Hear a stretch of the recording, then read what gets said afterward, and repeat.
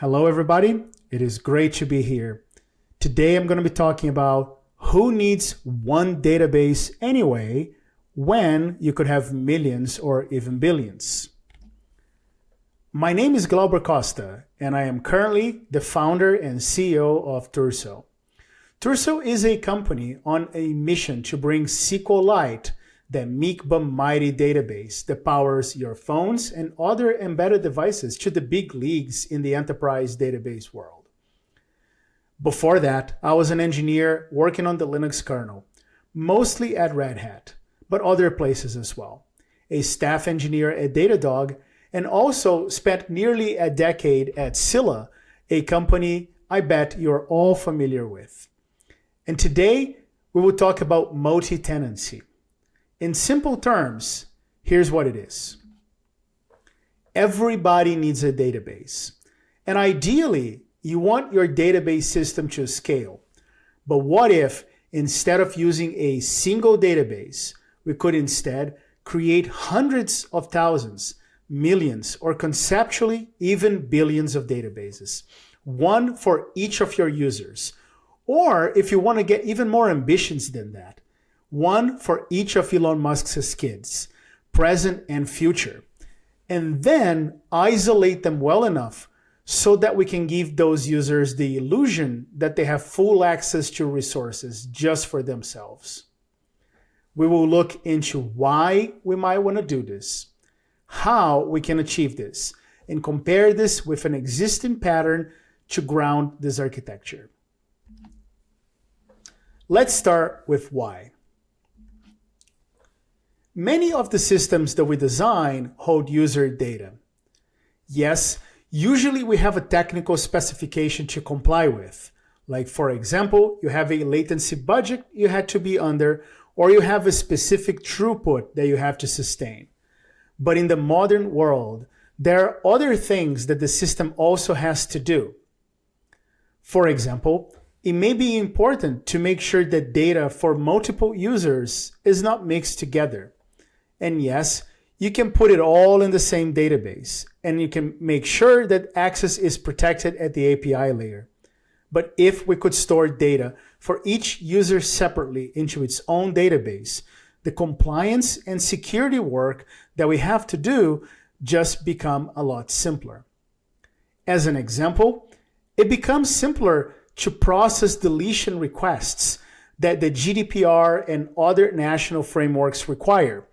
If a user contacts you and asks him to delete all of their data, you can just delete the database associated with that user and you are good to go.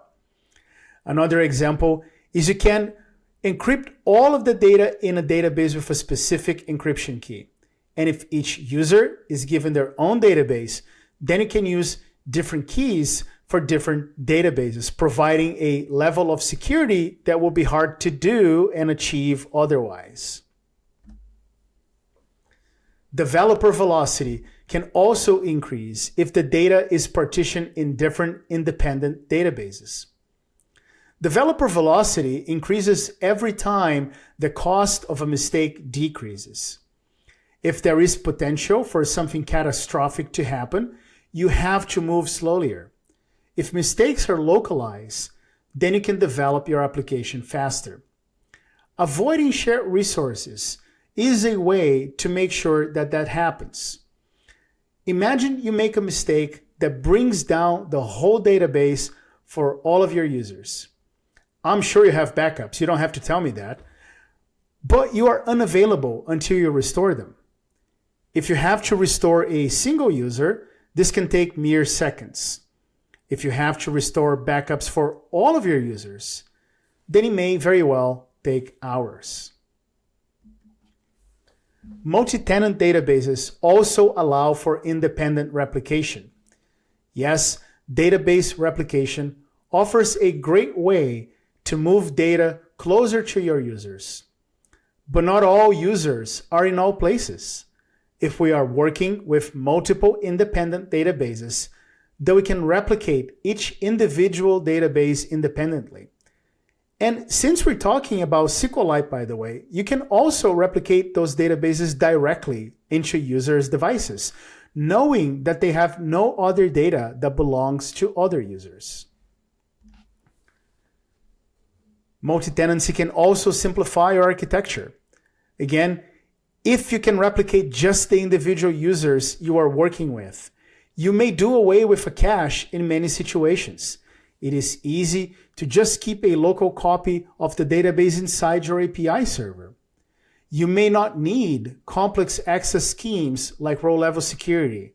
And as I hinted at earlier, you can also keep individual backups that can be restored independently. Now that we understand why we would do this, let's look into how. The first step is to pick a boundary that shards naturally. I have been using the term user throughout this presentation as an example, but you can of course pick anything. You can pick an organization, a set of sensors, a web page, or whatever you want to isolate. The application must be aware of this fact for this to work well. In all fairness, and not to oversell, multi-tenancy is not a model that works very well if you often need to query things across many users or across boundaries, whatever your boundary is. But if your access patterns are well isolated, then the model works if you keep your queries within just that specific user. If you have that, the answer to how multi-tenancy is conceptually very simple. You can just provision a standard database for each of your users. The question then becomes, what are the things preventing this model from working? If you are working with a NoSQL database like Scylla that hashes data by a partition key, it is fair to expect a data distribution that looks like this: beautiful, uniform, and well-behaved. If that is the case, you can just provision one, let's say, just for the sake of example, one Postgres or MySQL or whatever you want instance for each of your users and be done with it. In fact, I remember from my time at Scylla that many companies actually start out their big data journey like this. They shard the data randomly. They put each of the shards into a specific Postgres or MySQL or whatever else database. And then eventually they migrate to Scylla when they realize this is just too much work. It just the routing between databases becomes a lot of work. However, if you are trying to segregate data at a natural boundary, like a user, what you see in practice looks more like this. If you were to give each of those users their own database, the first challenge would just be the number. Instead of a number of instances in the dozens, 3, 4, 5, however small number that might be, you will be looking at something in the thousands or potentially even millions or billions. But also, the access patterns are not uniform. Some instances, again representing specific users, will see a lot of traffic. Some others will see very little or none at all. There may be users, for example, that use your system once a month or once a week. But when the requests come, you have to serve them, and you have to serve them right away. You would pay to keep those instances running, ready to ingest that traffic when it comes. But what if instead you had one big box? Now, conceptually, we can be talking about a few boxes, but for simplicity, let's just focus on one. And then you just added all of your users there. There happens to be a database that is perfect as a foundation for such architecture, and that is SQLite. SQLite is just a file, and you can host the data for all of your users as individual SQLite files. If the file is accessed, you can build the resources used to access it. If it is not, it just sits in the file system and uses 0 resources, with the exception, of course, of the file size on the storage device. And for this model to work, it is important that the cost of this database when it is not accessed is truly zero and not close to zero. There is nothing that needs to be up and running waiting for that specific database to be served. You can think of it, if it helps understanding, as a web server. There are routes, so this whole multi-tenant server is just a giant web server with routes, and requests as they come are routed to the right place. Each of those routes are backed by a different SQLite file, and you can then issue SQL commands in the requests. So you hit the specific database and essentially run a SQL command on it. Now, it doesn't come for free. There is work to do to make sure the resources are properly isolated. That is exactly what my company does. But I'm not here today to talk about that. Rather, I want to focus on the concept. Fundamentally, achieving this is not hard. SQLite already has a very strong foundation to make this happen. Just as an example, SQLite already has primitives built in that allow you to control the amount of memory that each connection will use. You also have fairly good proxies for CPU utilization. SQLite is a very distinct database insofar as it compiles SQL to bytecode instructions. And you can control how many of those instructions are executed before you yield control. And there you have it, a multi-tenant server that can allow for millions or even billions of databases to be hosted in a way that makes economic sense. And using SQLite as a foundation makes sure that they are served in a way that they don't starve each other and respect fairness across those databases when the requests come. To tie this back to the why question, those databases are totally independent. They can be encrypted with different keys. They can be backed up and restored independently. And they can also be replicated independently.